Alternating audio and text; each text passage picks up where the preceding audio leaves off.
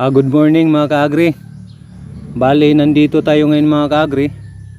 Mayroon lang akong i-share sa inyo mga kaagri na gagawin natin ngayon. Ito ang pagpupruning mga kaagri, or yung cutting sa mga leaves ba.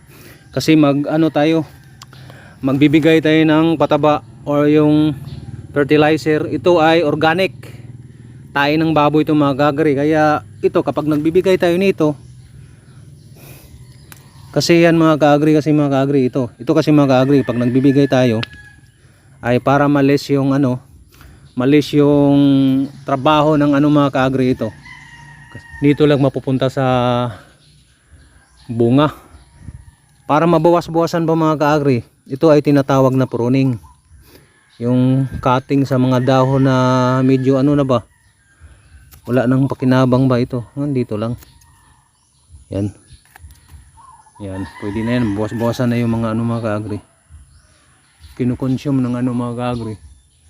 Magbibigay tayo mamaya ng tulad nito, yan, sira na, lapitin ng mga insekto, kailangang tanggalin na kasi wala nang pakinabang yan.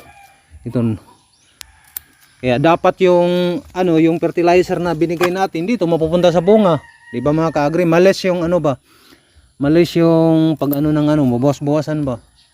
Yan tingnan mo yung hindi ko pa na try to mga kaagri, yung na ng organic rin na pesticide. Kasi umuulan ngayon, hindi tayo ito kaya start lang to mga kaagri. Lapitin ng lapitin ng mga lapitin ng mga piste, saka yung tawag nun piste at insekto ba. Yan, okay na yung mga kaagri. Ito rin yan, bosan ba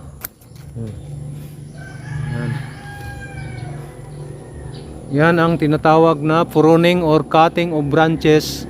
Kinakat yung mga branches at saka yung mga leaves na wala nang pakinabang. Ito, yung iba kasi dito napunta mga kaagri sa dahon or bunga ba mga kaagri. Yan pa yung natin, malusog yung natin mga kaagri, yung mga leaves ng ating upo. Ito ang ating upo na ka-start lang mamunga. Maganda to siya mga kaagri kasi hindi siya gaanong sa time ba. Di katulad sa ampalaya at saka pipino na napakasilan. Tingnan mo, daming piste.